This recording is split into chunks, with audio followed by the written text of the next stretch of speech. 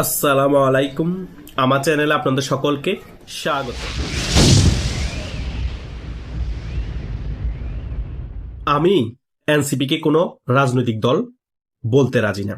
NCP হচ্ছে পাঁচ কুতুবের তৈরি করা একটি রাজনৈতিক ব্যাংক, আর সেই ব্যাংকে উপর থেকে সাপোর্ট করছে ডক্টর ইউনূস। এই পাঁচ কুতুবকে, এই পাঁচ কুতুবের এক নম্বরে হচ্ছে নাহিদ ইসলাম, দুই নম্বরে আক্তার হোসেন, তিন নম্বরে নাহিদ হোসেন পাটোয়ারি, চার নম্বরে হাসনাত আব্দুল্লাহ, পাঁচ নম্বরে সার্জিস আলম।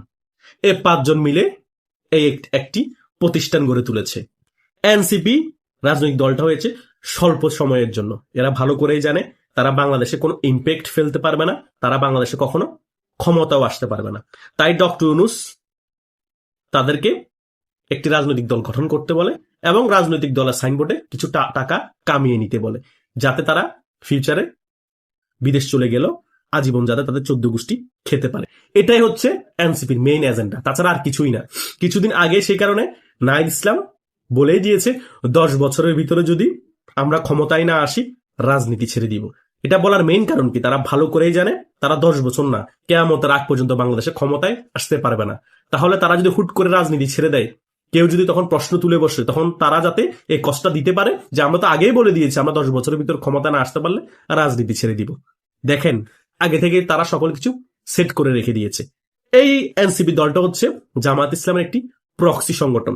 জামাত ইসলাম, ছাত্র শিবির, তারা যে কাজগুলো পাবলিকলি বলতে পারে না, পাবলিকলি করতে পারে না, সেগুলা এনসিপি কে দিয়ে বলাচ্ছে, করাচ্ছে, এবং এনসিপি কে দিয়ে অনৈতিক কার্যকলাপ করিয়ে হাজার হাজার কোটি টাকা দুর্নীতির মাধ্যমে কামিয়ে নিচ্ছে। আর এই টাকাগুলা ব্যবহার করা হবে জামাতের বিভিন্ন কার্যক্রমে। এটাই হচ্ছে বাস্তবতা। কারণ জামাত যদি, শিবির যদি তারা নিজেরাই শো হয়ে এই কাজগুলা করে, তারা কালার হয়ে যায়, তাহলে জনগণের কাছে তারা আরো বেশি কালার হয়ে যাবে, আরো বেশি ভোট পাবে না। এখন এনসিপি তো এইটা কোনো রাজনৈতিক দল, এটা একটা ব্যাংক। এটা স্বল্প সময়ের জন্য তৈরি করে দিয়েছে ডক্টর ইউনূস এবং জামাত ইসলামী, জাস্ট টাকা কামানোর জন্য। এরা খুব কালার হলো কি, এদের নামে দুর্নীতির কথা আসলো কি না আসলো কি, এরা তো কিছুদিন পরে বিলুপ্ত হয়ে যাবে। তারা তো বলেই দিয়েছে 10 বছরের ভিতর ক্ষমতা না আসলে রাজনীতি ছেড়ে দিবে। তাই এদেরকে দিয়ে জাস্ট টাকা কামানো আর বিভিন্ন ধরনের প্রপাগান্ডা, মিথ্যাচার এদেরকে দিয়ে ছড়ানো, যাতে জনগণ এদের উপর ফোকাস থাকে।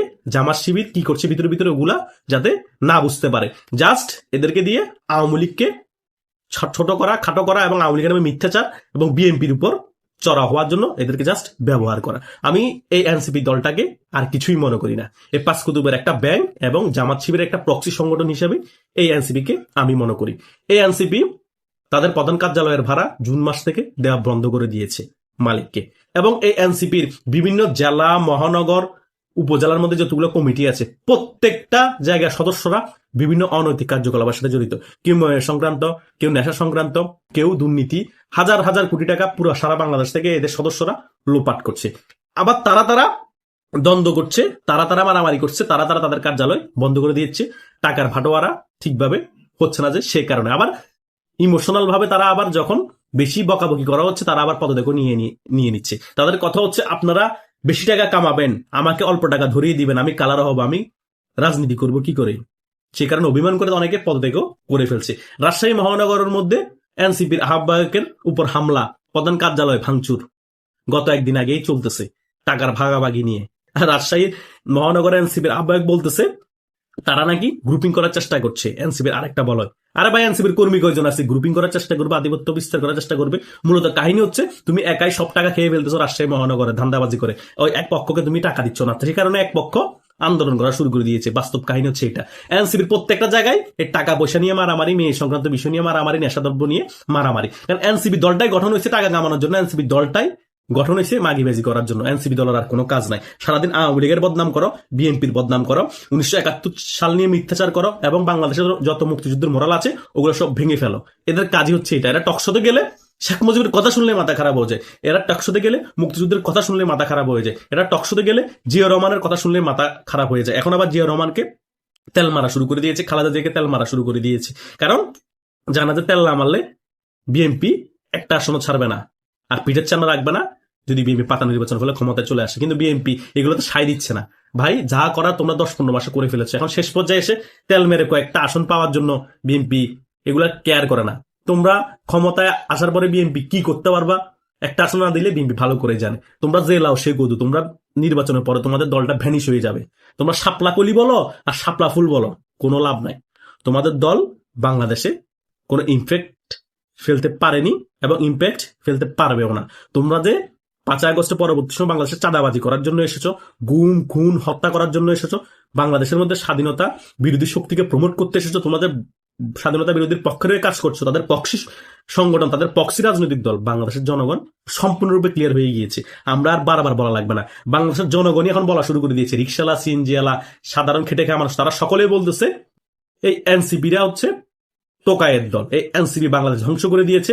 এই এনসিপি সমন্বয়করা হচ্ছে জামাতের প্রক্সি সংগঠন, জামাতের প্রক্সি দল। এরা 5 আগস্ট ষড়যন্ত্রমূলক ভাবে আমাদেরকে ব্রেনওয়াশ করে রাজপথে নামিয়ে শেখ হাসিনা সরকারের পতন ঘটিয়ে এরা ক্ষমতায় বসে এখন দেশটাকে ধ্বংস করে দিচ্ছে, দেশ লুটপাট করছে, দেশের টাকা বিদেশে পাচার করছে। এরা হচ্ছে দেশ ধ্বংসকারী। এদেরকে আমরা যেখানেই পাবো সেখানেই গণদোলাই দিব।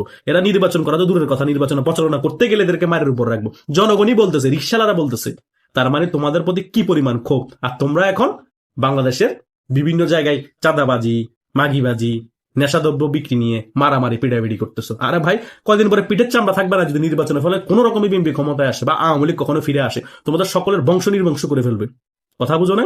সে কারণেই তো জামাত ইসলামী শিবিরা নিজেরা ফোকাসে না আসে, প্রক্সি সংগঠনটাকে সামনে রাখতেছে, টাকা কামিয়ে নেওয়ার দরকার নিয়ে নিচ্ছে। কারণ এদেরকে তো সকলকে তো বিদেশ পাঠিয়ে দিবে জামাত শিবির। সে কারণে এরা যা ইচ্ছা তা করলে কোনো সমস্যা নাই।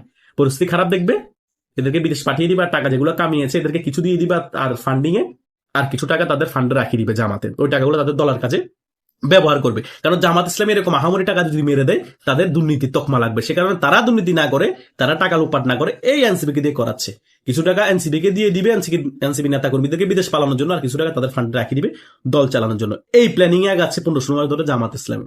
তা না হলে এ 4-5 জনের একটা সিন্ডিকেট, এরা 5 কুতুবে পুরো বাংলাদেশের সকল রাজনৈতিক দলকে লড়াই ফেলতে পারে। আওয়ামী লীগ এবং বিএনপির মতো দলকে লড়াই ফেলতে পারে সম্ভব? যেখানে 80-90% মানুষ আওয়ামী লীগ এবং বিএনপি কে সমর্থন করে, তাদের নেতাদেরকে যা ইচ্ছা তা বলতে পারে। এরা ভালো করে জানে তারা বাংলাদেশে থাকবে না, তারা বাংলাদেশে রাজনীতি করবে না। সীমিত সময়ের জন্য সীমিত একটা ব্যাংক খুলেছে এনসিপি। এরা মোটামুটি তাদের স্বার্থ হাসিল হয়ে গেলে এনসিপি এই ব্যাংকটা বন্ধ করে বিদেশ চলে যাবে। জামাত ইসলামীকে কিছু টাকা দিয়ে আর তারা আজীবনের জন্য সেটেল হয়ে যাবে বিদেশে। এই পিনাকি এবং ইলিয়াসের মতো বিদেশে বসে বসে তখন ভিডিও করবে আর কথা বলবে। এভাবেই করে তারা তখন ফুয়েলিং করবে, জামাত ইসলামীকে প্রমোট করবে, বাংলাদেশের জনগণকে আবার গুমরা করবে। এটাই হচ্ছে তাদের মেইন এজেন্ডা। তাছাড়া আর কোনোই কাজ নাই এনসিপির। ভাই রে ভাই, বাংলাদেশের জনগণ যদি এখনো না বুঝেন আর কখনো বুঝবেন না। বাংলাদেশে দুইটাই দল, আওয়ামী লীগ এবং বিএনপি। বিএনপি যদি খুব তাড়াতাড়ি বুঝে তাহলে বিএনপির রাজনৈতিক দলটার জন্য ভালো। আওয়ামী লীগকে রাজনীতিতে ফিরিয়ে আনলে বিএনপির জন্য প্লাস পয়েন্ট, আর আওয়ামী লীগ রাজনীতি ফিরিয়ে যদি না আসে তাহলে বিএনপির জন্য মাইনাস পয়েন্ট। কারণ আওয়ামী লীগ তো ফিরে আসবে তাদের শক্তি দিয়ে, কিছুদিন পরেও বা কিছুদিন আগে হোক। তখন কিন্তু বিএনপির জন্য অবস্থা খারাপ হয়ে যাবে, জামাত তো একেবারে নিশ্চিহ্ন হয়ে যাবে। এটাই হচ্ছে বাস্তবতা। তাই কেউ মানেন আর না মানেন, এই ঘটনাগুলো আগামীতে ঘটবে। হয়তোবা সময় লাগবে, কিন্তু ঘটবে যে 100%। তাই এনসিপি কে নিয়ে এত চিন্তা করার, এত মাথা ব্যথার কারো কোনো কারণ নাই। এনসিপি যেভাবে আসছে সেভাবেই এই এনসিপি দলটা বিলুপ্ত হয়ে যাবে। বাংলাদেশে এদের কোনো ইতিহাসও থাকবে না। আর ইতিহাস থাকলে এদের নামের পাশে ওই মির্জাফরের মতো একটা ট্যাগ থাকবে। এদেরকে মির্জাফর হিসেবে বাংলাদেশের মানুষ চিনবে এবং রাজাকারদের নাতিপুতি হিসেবেই চিনবে। এটাই হচ্ছে রিয়েলিটি। আশা করছি সকল কিছু বুঝতে পেরেছেন। আপনাদেরও যদি কোনো মতামত থাকে কমেন্ট করে জানাতে পারেন। ধন্যবাদ সকলকে।